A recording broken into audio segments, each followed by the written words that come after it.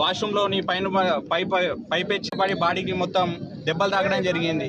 దీని పట్ల సీ గారికి కానీ రిజిస్టర్కి కానీ కళాశాల ప్రిన్సిపాల్కి కానీ చాలాసార్లు లెటర్లు ఇచ్చాం. మా హాస్టల్లో మార్చండి, లేదంటే కొత్త బిల్డింగ్ కన్స్ట్రక్షన్ అయ్యే వరకు వేరే హాస్టల్లో ఉంచండి అని చెప్పిన విధంగా ఒక్కసారి కూడా రెస్పాన్స్ కాకుండా అధికారులు కూడా నిర్లక్ష్యం చేస్తూ విద్యార్థులు ఫీజులు కట్టించుకుంటూ మెస్ బిల్లులు కట్టండి మీరు లేకపోతే తీసేసామని బెదిరింపులు పెడుతూ అనేక రకాలుగా ఇబ్బంది పడుతున్నా ఇక్కడ ఉన్న ప్రతి స్టూడెంట్ కూడా నిరుపేద కుటుంబాల నుంచి వచ్చిన వాళ్ళే.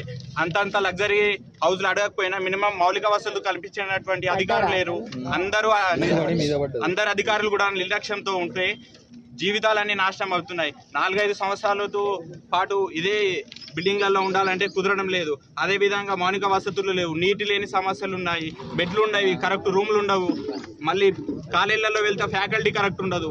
మౌలిక వసతులు లేనటువంటి కళాశాలల్లో ఎలా చదవాలి, ఎలా ఉండాలి. అదేవిధంగా ఇంకో జియో తీసుకొచ్చిండు.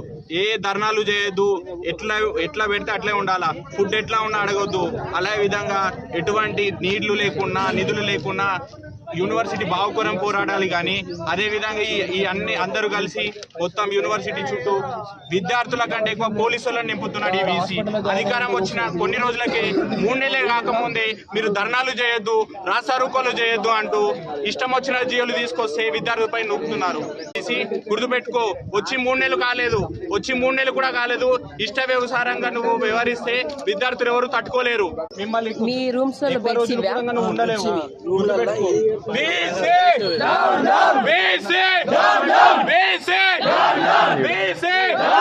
చేతకాని వీసి వెంటనే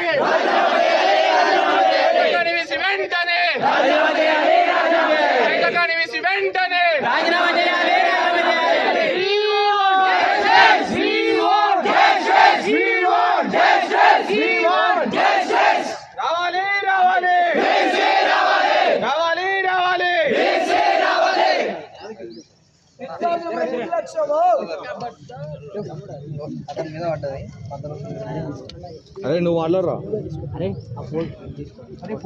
ఫోటో తీసుకో. చూసారు కదా యూనివర్సిటీలు అంటే ఎన్ని కష్టాలు ఉంటాయో.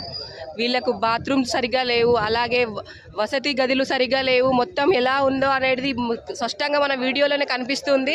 యూనివర్సిటీలో సీట్ రాగానే గొప్ప కాదండి, దాంట్లో వసతులు లేకపోతే ఎన్ని అనారోగ్య సమస్యలు కూడా తలెత్తుతాయో అనేది గవర్నమెంట్ ఇది గమనించి వాళ్ళకు తగిన న్యాయం చేయాలని నా ఛానల్ తరఫున నేను కోరుతున్నాను. మన తరఫున కూడా మనం సపోర్ట్ చేద్దాం. రేపటి కోసం మర్చిపోకండి, ఖచ్చితంగా అందరు కామెంట్ చేయండి.